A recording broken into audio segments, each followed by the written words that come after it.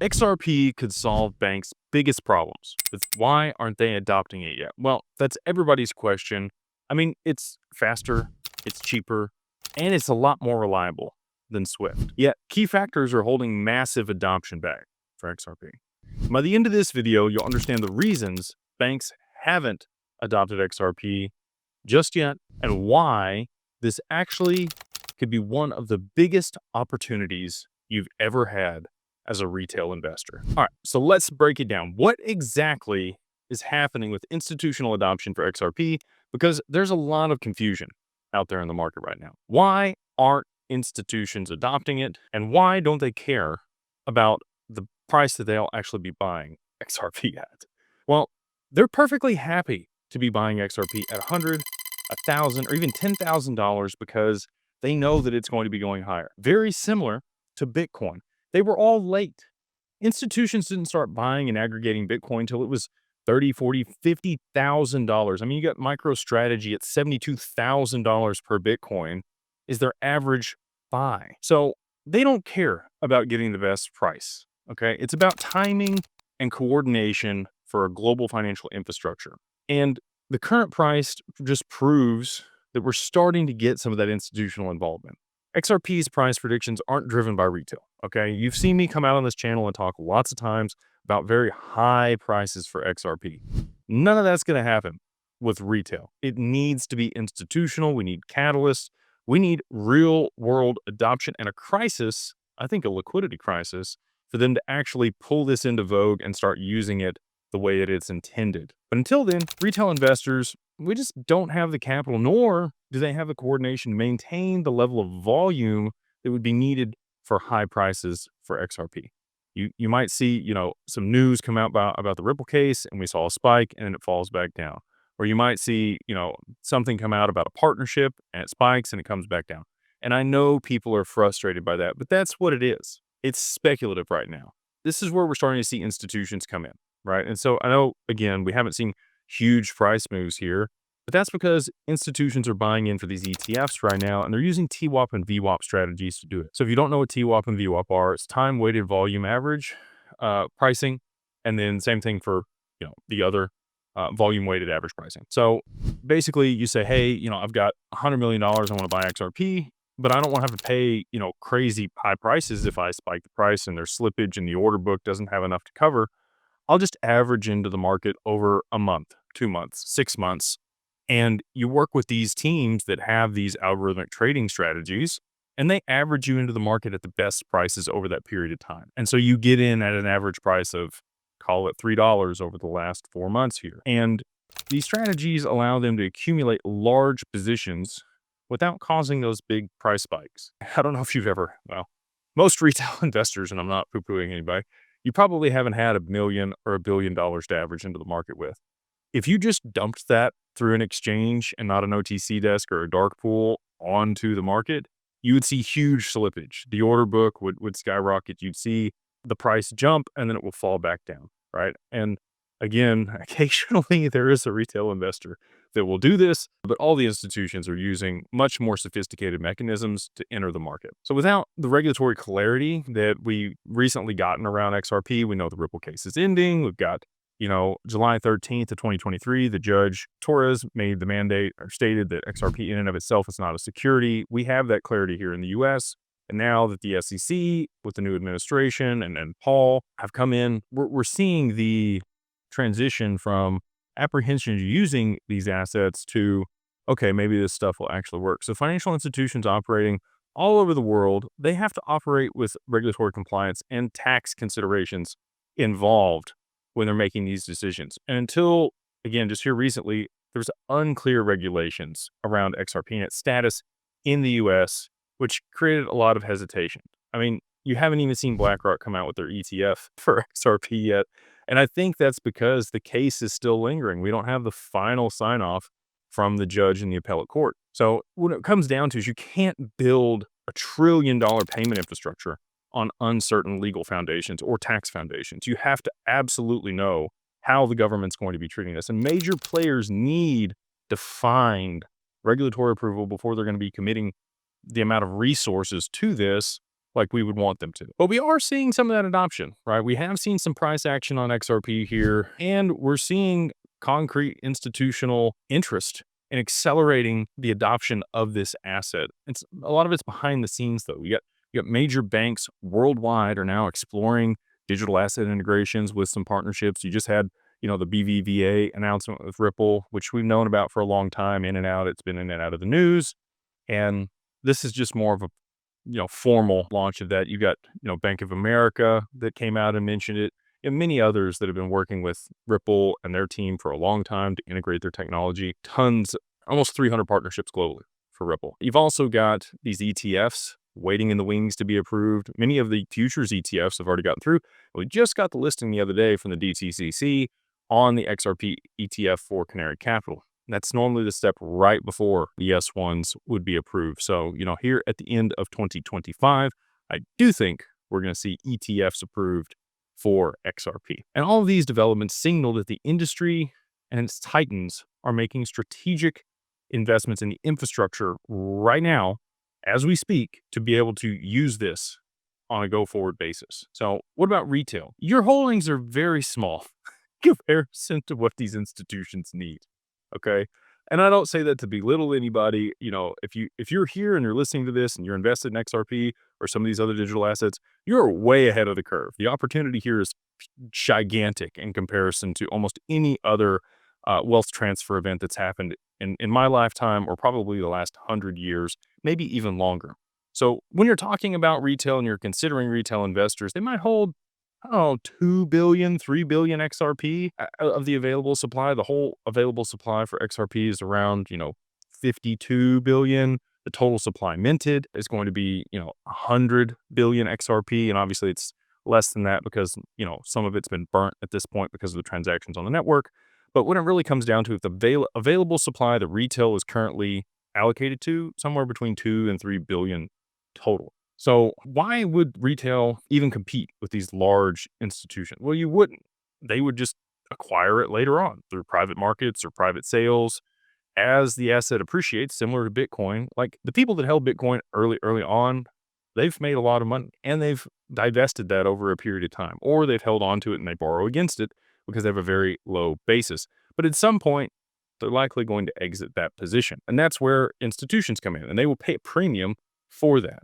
The math simply doesn't support the idea that institutions are worried about retail competition. There's way more XRP available for them than there is for us. And the amount that we have, it's maybe 2 to 3% of the total supply. So I know people are like, well, they wouldn't let that many people get rich. Yeah, they would, because most people, unfortunately, are going to be like lottery winners. And within 3 to 5 years, they're going to spend it all anyway. And then it's going to end up back in the hands of the institutions. So, and again, I don't say that to be mean. That's just the reality of the situation in the world that we live in. So there's really enough supply for everybody here, including the private channels and strategic partnerships, to make a lot of money together. And again, institutions aren't going to care if retail makes a bunch of money in this transition that's going to happen. So alongside all of the other fantastic things that are happening, like I mentioned, you have, 300 partnerships with financial institutions globally for RippleNet. You got central bank partnerships that are accelerating with them, with Palau and Bhutan and Montenegro and Georgia and Colombia, all of them working on CBDC projects and issuing those on the XRPL. Maybe Japan and SBI issuing their CBDC with Japan and stablecoins in yen on the XRPL. You got Brad Garlinghouse, who stated that 10 different government partnerships are currently active working with them. And something that most people don't know is R3 also is working on stablecoins globally. In the Middle East, there's strong connections there between Ripple and a few other people, large banks. Zandbank, if you haven't checked that out, I would go check that out. You also had, large money transmitters like MoneyGram that had trialed XRP years ago for cross-border payments, right? So people are going to say, look, like it's been this long, why would they adopt it now? Well, it takes a long time for institutions to get comfortable with something and trial it, make sure, especially when it's the whole backbone of how the world works. They're not just going to do that on a whim. Okay. They have to be very thorough in that. And so, it's going to take a long time for them to actually trial and test this. And all of these partnerships have come out over the years, but right now they are seeming to be accelerating. You've got American Bankers Association that's listed Ripple as a partner for monetizing financial infrastructure. You got the Hidden Road acquisition from Ripple that was a prime broker. And now you've got Ripple also, applying to be an OCC regulated federally chartered bank here in the US. And the pipeline of future partnerships continues to grow as regulatory clarity improves here. We may have the Clarity Act here at the end of 25 as well. Cynthia Loomis, has stated that she feels that that's a strong possibility in the near future. So with all of that lining up, the infrastructure and the evolution seems to be forming predictable patterns. The legacy system rails and their transition over to blockchain infrastructure is going to mirror previous transitions. Okay. Just as credit card companies evolved from manually printing machines. I don't know if you ever saw your mom go to Lowe's or one of those early large stores here in the US when I was young, they'd do the credit card and they would print it, and then be able to send a receipt and do everything with the company. It's wild to see that transition, go from being such a manual process over to a completely digitized process where you just tap your card now. And it'll be very similar in this deal. There's a lot of manual back end stuff where they've got to reconcile all this data, and then they're able to allow a payment to settle within 2 or 3 days. Moving from that to ISO standards, where everybody operates with the same data set that they get, and then they can standardize that all the way across the world. This year in 2025 in November, that should be fully implemented. And that's kind of that's what's needed in order to be able to move to instant settlement. So the question isn't whether this transition is going to happen, but when institutions will actually make it happen and which institutions will lead the way with the assets that we know are going to be used. If unless you've had your head in the sand, there's a lot of literature out there about which one of these assets is going to be the main one. And then in addition to that, there's a couple other networks like HBAR, XLM, XDC, and a few others that leverage that messaging standard through partnerships that they have. No blockchain is necessarily ISO 20022 compliant, but they can provide the instant settlement component of those transactions. So again, history shows that early adopters of new infrastructure gain significant competitive advantages. So if you're here early and you see the opportunity and you get in, well, you're probably going to reap the benefits of that. And many of these companies that are building these solutions and the private equity that's in those companies, probably going to do pretty well as also, right? But as a retail investor, most of the time you need to be accredited to get access to those type of opportunities, whereas digital assets, literally anyone can go onto an exchange as long as you can pass KYC, you can buy some. As that kind of leads me to my next point. This is the first time that I've really ever seen that the little guy gets a chance here. Retail can own the infrastructure and the back end and the benefit over the long term. They can get an allocation to this stuff before the institutions really make a play and corner the market and then make financial products. And that's the only way you get access, right? And I think that may be the way this ends up working out. But right now, what makes the moment unique is that retail investors can participate in this infrastructure transition before it's actually deployed. And people may say, well, why would that be? Well, you need some liquidity in these networks to be able to trial them on the mainnet before there's institutional adoption. And retail is the perfect playground for this to happen. Retail is going to speculate. They're going to bring some liquidity in. They're able to then trial these networks previous to the technological shifts that primarily benefit the companies building the applications, not the actual individual investors or the retail people providing this liquidity. And I know people get mad about that. They're like, Ripple's dumping on you. Well, look, they're also giving you the opportunity to invest before all these large banks start using this stuff. Blockchain assets represent ownership stakes in a fundamental infrastructure, right? It's a bearer asset. You own part of the protocol. That's never been possible before. This is unprecedented in history in the technological transitions that have happened in the past. Most of this has been in private walled gardens, and you had to know somebody to get into the room to be able to participate. That's how private equity works. You got to be in proximity. You have to be there early with some capital to be able to participate. And the other piece of this is you don't have to have a ton of money to be able to get into this. You can literally buy fractions of any of these assets because of the decimal places that they go down to. And they need that to be able to function at scale the way that they're meant to. So again, just an unprecedented time for retail to get exposure to something and early access and upside before the institutions really take hold of this asset class. And it's cool because I finally see all the pieces falling into place. The institutional adoption timeline suggests that we're in the final preparation phase before full board adoption. Regulatory clarity is emerging, technical infrastructure is proven, and the strategic partnerships are in place. Like the writing is on the wall.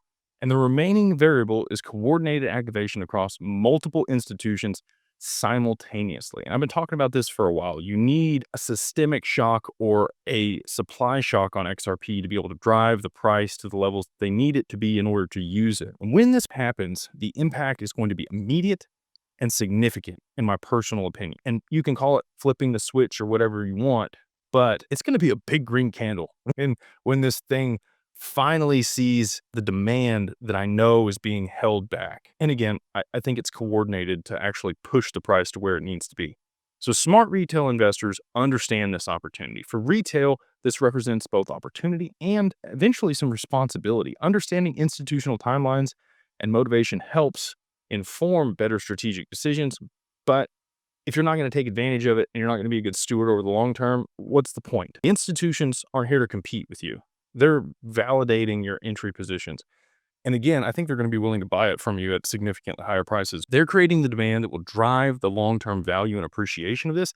And if you're invested in some of these other utility-driven assets, that's what we want. I know, the premise behind crypto for a long time has been decentralized, against the man, down with the banks, sovereignty, freedom, separation of this. But I personally would rather just stack my pennies next to the institution's dollars and ride their coattails. And again, everybody has different principles and core values and beliefs about the world. And I'm not here to debate any of those things, but I do want people that see the writing on the wall to be able to take advantage of it. And this is probably a good time for my disclaimer. None of this is financial advice. It's only for entertainment and educational purposes. If you need a financial advisor, okay, and you want somebody to actually give you financial advice, you can work with Digital Ascension Group and Digital Wealth Partners. Digital Wealth Partners is an SEC registered RIA. We have licensed and credentialed financial advisors there that will advise you on your crypto. So you can just go to digitalwealthpartners.net. You can get actual advice from somebody that can provide it for you. That's not just some guy on the internet like me. So, but again, I can only tell you what I'm personally doing. All my eggs are in this basket. And you can listen to Warren Buffett. You can listen to JP Morgan. JP Morgan said, put all of your eggs in one basket and watch it very closely. And Warren Buffett said, diversification is a hedge against ignorance. So if you know the outcome of something, if you have a strategic advantage, if you have an edge in a market, that's how people build fortunes, literally. They find a blue ocean, they find an opportunity that is a huge demand in the market, and they create a solution for that, and they double down on it. They pour all their money back into that investment or that company, and that's how people generate the trunk or the core of their wealth that grows into the tree that they planted that bears fruit for their family for a lifetime and multiple generations. And I just don't want people to miss the opportunity to at least look at this stuff and understand it before the opportunity's gone. So what is the opportunity? Well, you're investing in infrastructure. Retail investors who understand this dynamic and position themselves accordingly, they're not gambling on price speculation. Bitcoin, it could go up, it could go down, it's 30, 40%, either direction, volatility. It's not sound money. But if you understand the value proposition for these protocols that are going to be used at scale for global infrastructure to settle payments, you're just putting yourself, right in front of that before it happens. It's probably, in my mind, we work with a lot of people in de-risk and help them mitigate risk and set things up in a way to be able to be diversified, on the financial advising side. But if there's a sure thing, it's the only thing that I know for sure. And again, that's why I'm positioned where I am. I don't own anything else besides XRP. It's not a gamble. It's not speculation, in my personal opinion. And again, you can do you. But at the end of the day, I think a lot of people are going to become very wealthy if they understand what's going on. They're making infrastructure bets on the future of global finance right now. Retail that's invested in XRP, that's what you're doing. The institutions know this, which is why they're not concerned about retail front running though, okay? Again, picking it up at 50 cents, 20 cents, $3, $2, whatever you bought it at, the institutions are going to be willing to pay a much higher price because they're going to need it. And they have the money to do it. Right? They don't care about a few people getting wealthy. There's enough value creation in this transition for everyone who understands it and what's actually happening. So in closing, the institutional adoption represents one of the largest infrastructure transitions in financial history. Understanding these dynamics requires staying informed about regulatory developments, institutional partnerships, and technical implementations. So if you want in-depth analysis, information on how you can secure your crypto, and much more analysis on crypto markets and developments alongside traditional integrations, we've been running the Beyond Broke Mastermind for over 2 years and have 7,000 members. And you'll have direct contact with us on weekly lives, links, pinned comments, and there's a discount code for this month in the comments below. So if that sounds good to you, we'd love to see you there. Until next time, stay curious and stay ahead of the curve. Until next time, please like, subscribe, and we'll see you on the next one.